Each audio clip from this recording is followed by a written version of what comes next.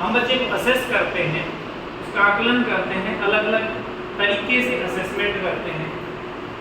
तो सबसे पहले हम इसी बात पर बात करेंगे कि भाई what is the purpose of assessment.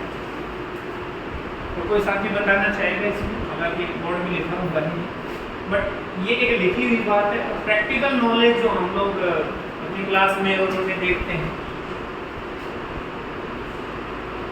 चलिए ये इतना वो नहीं है, उस पर डायरेक्ट आते हैं कि मेनली असेसमेंट है उसका काम है फीडबैक प्रोवाइड करना। एक टीचर बच्चे का असेसमेंट करता है just to get the feedback of learning. कि बच्चा, टीचर ने बच्चे को सिखाया तो उसका फीडबैक ले रहा है टीचर असेसमेंट करके कि बच्चे ने उसमें कितना सीखा।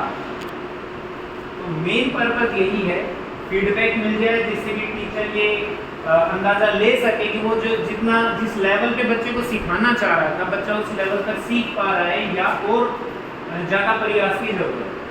तो मेन पर्पस यही है। इसके अलावा यहाँ पर पॉइंट्स लिखे हैं कि असेसमेंट जो है टीचिंग लर्निंग प्रोसेस का एक इंटीग्रल पार्ट होता है, ये स्ट्रेस फ्री होना चाहिए और इसका जो मेन एम है वो लर्निंग गैप जो होता है, बच्चा टीचर ने सिखाया और बच्चा उसे नहीं सीख पाया, उसके बीच में जो गैप रह गया है उस गैप को कहीं ना कहीं आइडेंटिफाई करना, उसको पता लगाना और उस गैप को फिल करने का मेनली काम होता है।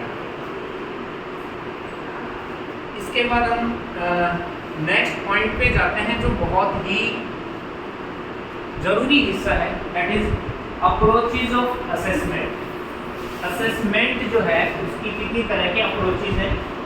तो मेनली जो असेसमेंट है उसकी 3 अप्रोच हैं। Assessment for learning, assessment as learning और असेसमेंट ऑफ लर्निंग।